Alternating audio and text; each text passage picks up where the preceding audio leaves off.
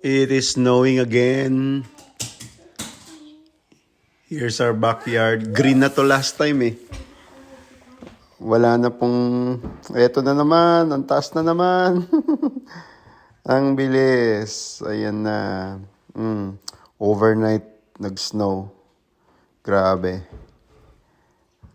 Wala na to eh. Sa front yard naman.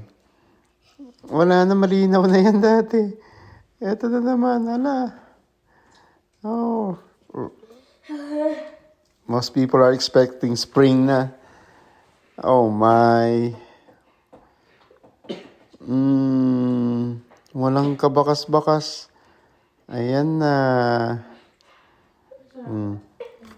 Pero good thing, hindi ito masyadong matigas kasi icy. Bagong bagsak.